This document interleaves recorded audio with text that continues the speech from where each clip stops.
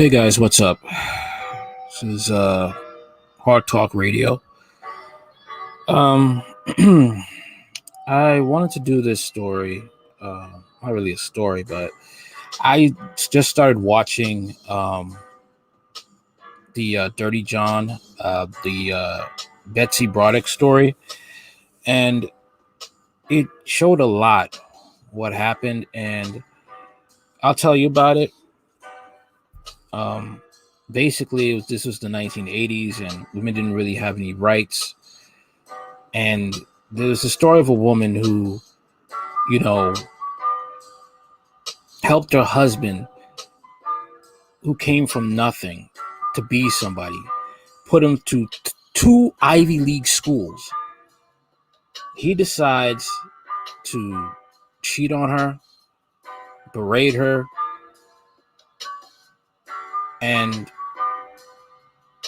when he felt it was good, he wanted to divorce her so he can marry his secretary. All right. He does all types of mean crap, gets the kids to turn on her, and eventually she snaps and she kills him. What I like to say is this: women, do not ever go for struggle love, and do not help to build a man his foundation, to stay on the safe side, because there's a chance that he might turn around and crap on you and leave you for a younger model. Okay? As you can see, you watch the movie, you see how he was basically all about him and her being a slave. Now, this was the type of stuff, watching the marriage, how it went down. I mean, Dan had good characteristics of being a father and working hard and stuff like that. But the man was a whole predator. As you see later on, he was a whole predator. He only went after women that really had nothing. That's why he went after the secretary. She really didn't have nothing. She couldn't do nothing. She was totally had to be dependent on him. Excuse me. He went after women that would be totally dependent on him. All right. And would need him for everything, so he can manipulate them. Okay. I'm not on red, some of these, red pill men and MGTOW are going to call me a simp. I don't give a damn, because it's these types of actions that will drive women into feminism in the first place. Okay. It's these type of actions and why you have what we have now. Okay. And you feel very sorry for this woman. And, a lot of you will be like, oh, well, there's no right for that, man. Yeah, she should sit up and take it. A lot of you want that. A lot of you red pill, MGTOW men, and some of you are not saying you just want a woman to just take your crap and don't do anything back because you're a man. I'm not saying all of you, but there's a lot of you who think that way. There's a lot of you who think that way. A lot. And it's sick and it's sad. Okay? It really is. But anyway, going on with the story, right? I'm going to just read this out, and you can see why I will agree with this one, because this is not fiction. It's fact. He actually put her through all this crap. Betty Broderick is recognized villain of Dirty John Season 2. We know in our hearts that absolutely nothing can excuse her behavior. That's your heart, not mine. That being said, though many viewers have expressed sympathy towards her, and in doing so, they have taught us a great deal about society's aversion to angry women.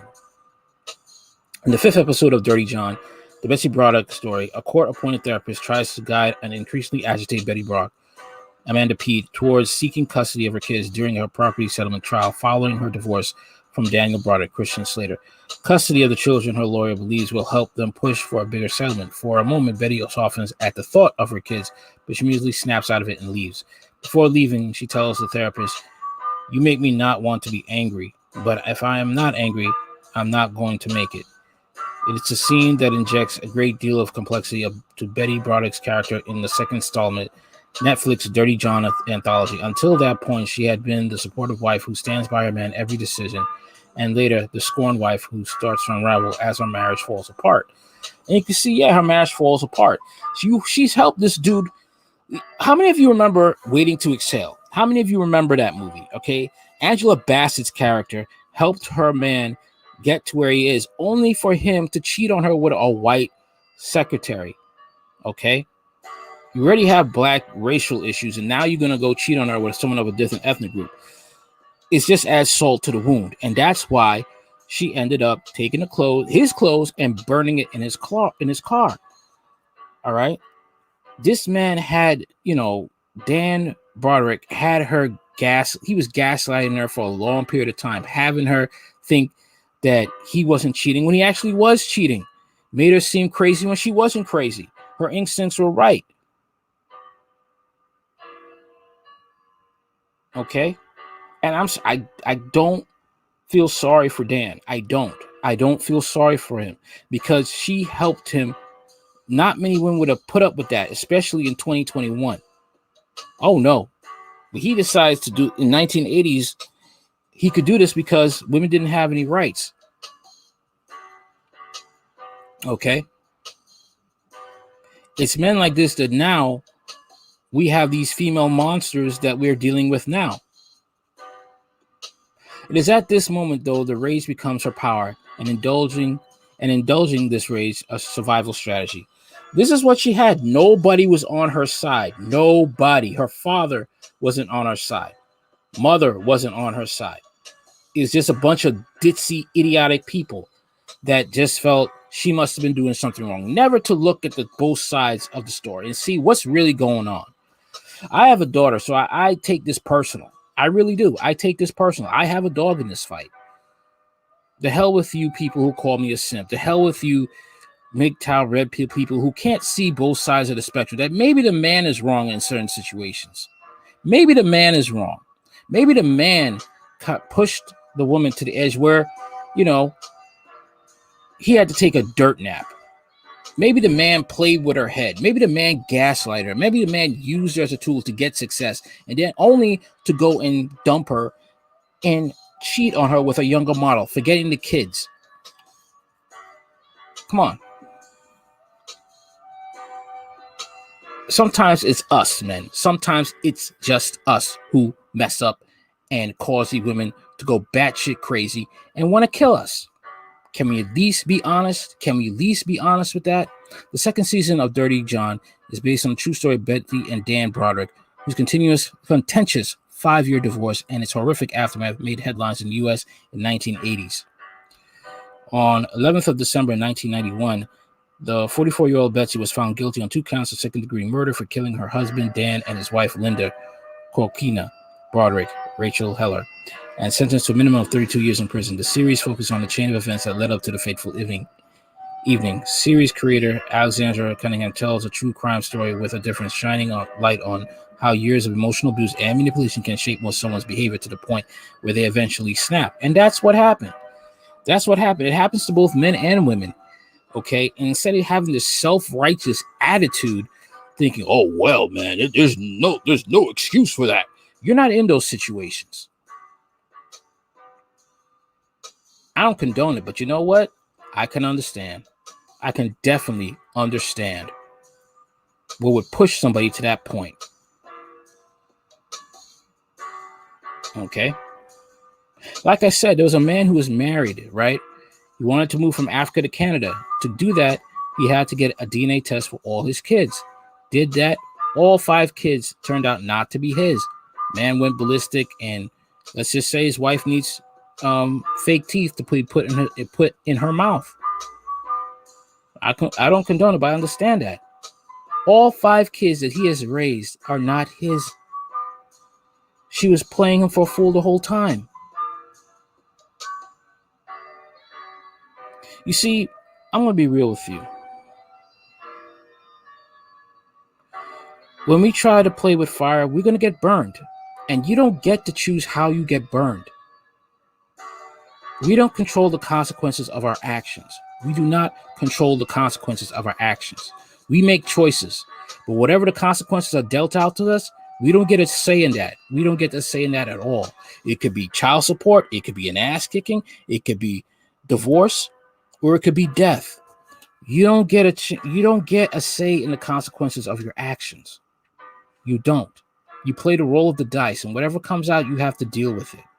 When Dan Broderick decides to end his 16-year-old marriage with Betty, he not only lies to her about his relationship with her legal assistant, Linda, who cannot type and was not experienced at all, but also secretly plots ways to extricate himself from the marriage. And so, over several years, Betty becomes the victim of increasingly cruel gaslighting by Dan. The series captures her growing panic, desperation, and powerlessness, and how these feelings over time just turn into blind rage. It asks the question, what can systematic abuse and the rage it triggers do to one's perception of reality and the ability to hold on to sanity? But part of the answers lies in the testimony by a psychiatrist at Betty's trial on the long-term effects of gaslighting and marital infidelity. Yeah, I was watching that part too. Excuse me. I was watching that part too, and it was good. What I also found out, not from the movie, but I found on my own personal searching stuff out, cheating can cause PTSD, post-traumatic stress disorder. That's how powerful, that's how much damage cheating can do to a person. The longer that marriage goes on, the more the stake in it in terms of children's stability, its central fabric. Everything is called into question: the victim's self-esteem, their ability to trust themselves, as far as whether they were even a good parent, a good person, or whether they can be, they explain. The behavior of the infidel makes the victim feel crazy. As long as there's no resolution for the victim, healing does not take place. Abandoned, alone, and constantly lied to, healing is not an option for Betty, and anger becomes her primary driver. A series of carefully contrived actions push her over the edge. On the advice of his lawyer, Dan leaves home, telling Betty he needs space to think. Does not ever mention separation. Doesn't even mention divorce, but during court proceedings, puts this down as the date of separation. He goes to the doctor with Betty to discuss reversing her tubal ligation so they can have a fifth child, while actively plotting to leave the marriage. He buys a new house for Betty to live in, pretending he would move into it as well. He returns to her after a drunken night, giving her hope that the marriage will still survive.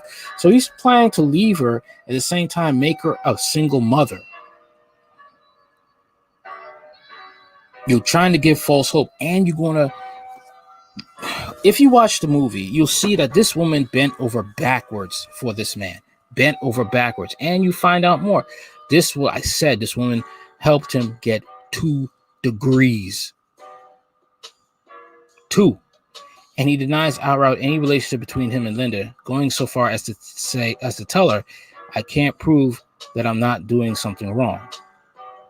That right there, Betty should have picked that up. I can't prove that I'm not doing something wrong. He thinks he's so smart, but he's actually stupid. Wait a minute, you can't prove that I'm not doing something wrong? He's a lawyer. But you see, in the movie, in the documentary, he accepts the fact that cops lie in court. And he says, because we don't live in a perfect world, lying could be for the greater good. No, that's a lie in of itself. That's a lie in of itself.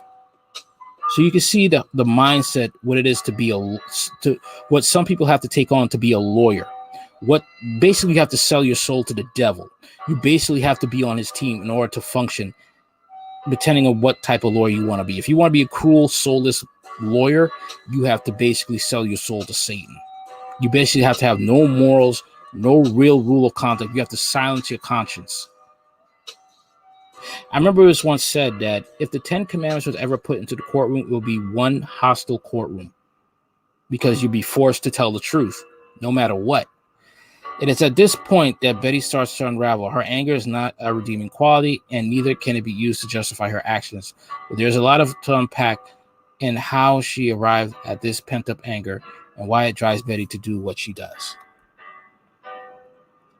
The series focuses us to think about systems, societal and judicial, that are stacked against her and built in favor to Dan. Having devoted her entire life to her husband and children, Betty finds herself with nothing when all that is stripped away from her. The no-fault divorce laws of the U.S. in the 1980s ignore the emotional abuse and gaslighting she goes through. The divorce settlement takes no account of the fact that she was the family's sole breadwinner while Dan worked his way through medical and law school. That's another thing too.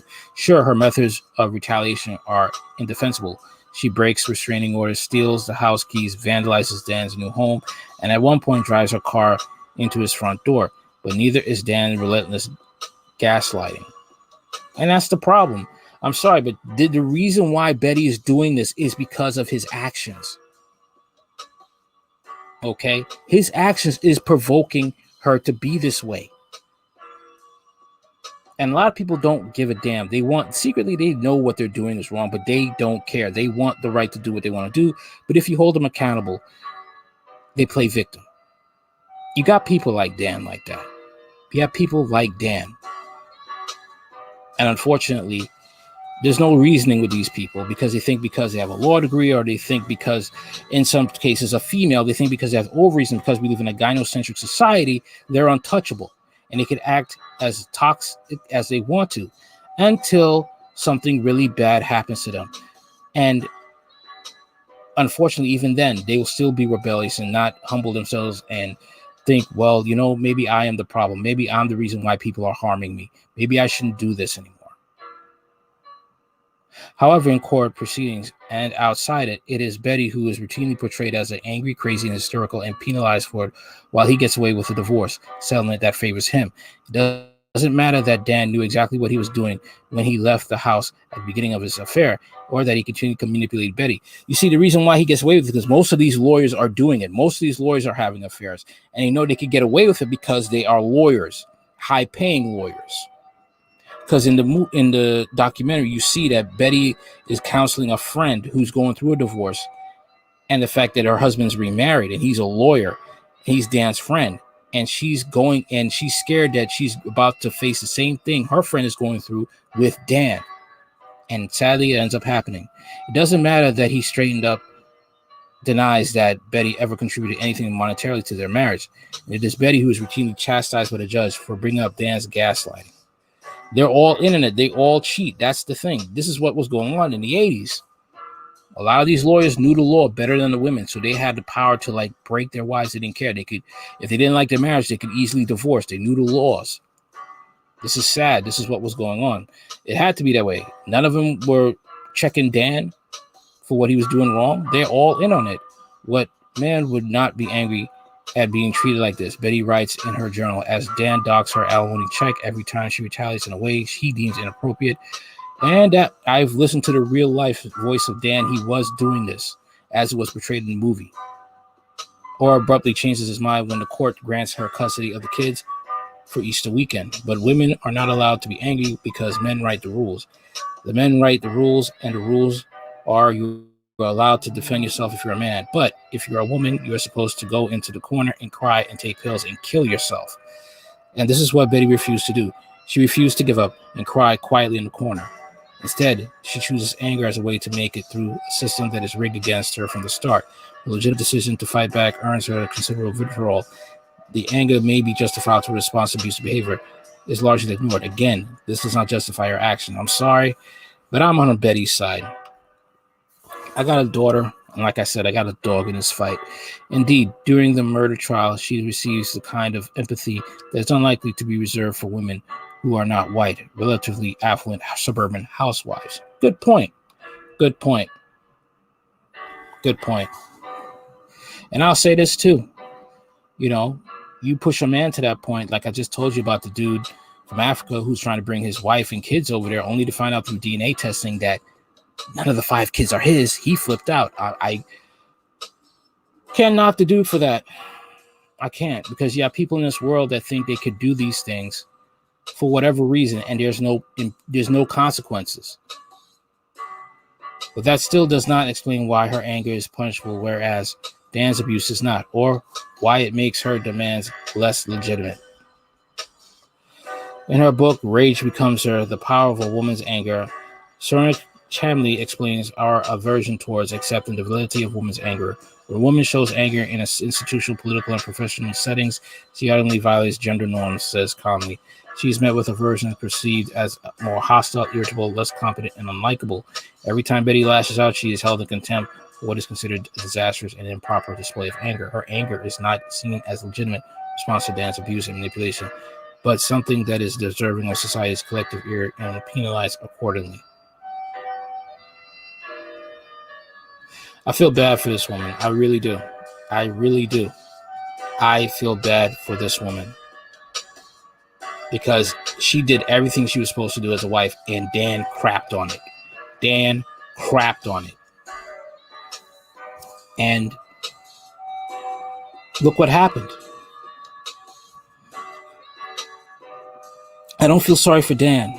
I don't feel sorry for his wife, for his new wife, the young wife, because she could have easily left Dan and find somebody else to be her man.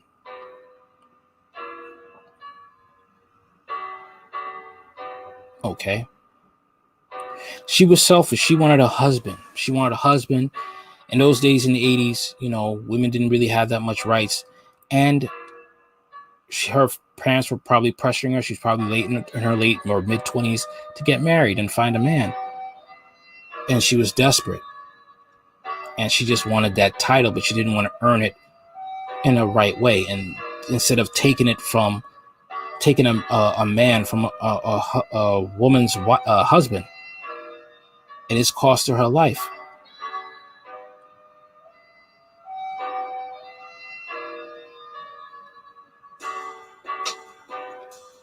I hope the kids, they learn. I was watching the interview on Oprah, and it seems like the son, he seems to understand his mother. He understands what was going on. He understands exactly what was going on. The older child, the daughter, she seems to be on the father's side. And I feel really bad for her because she's going to have a hard head, and she's going to be probably worse because she's a woman and she'll be able to get away with things. She's going to probably act like her father, Dan.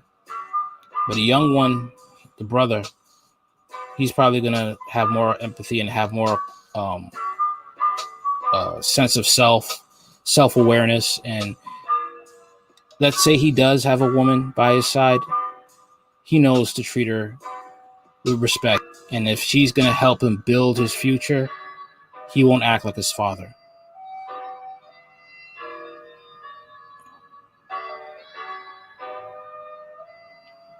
Men, if you got a woman by your side who's willing to build with you, don't treat her like crap when you get money.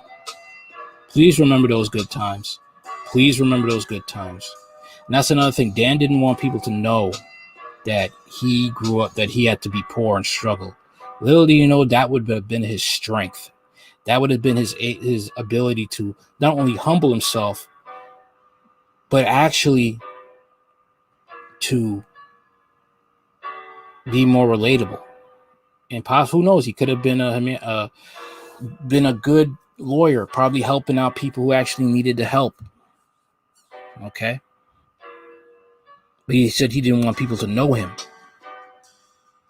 And they don't. You're right. People don't know Dan well. Dan was a scumbag.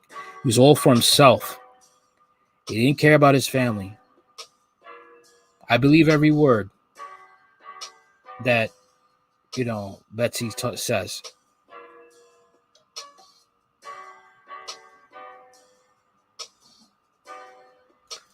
Tell me what you think in the comments. Call me a simp. I don't care. I see that's how these women who suffer like this, how women who grew up seeing their father treat their mother like this, is why you have what we have today. Women, be very careful about the men you pick. Don't do struggle love. I think that's the best way to solve this problem. Do not do struggle love. Men don't even do struggle love, and make sure the woman you know isn't gonna pull a Dan herself. All right. Like, share, comment, subscribe. Later.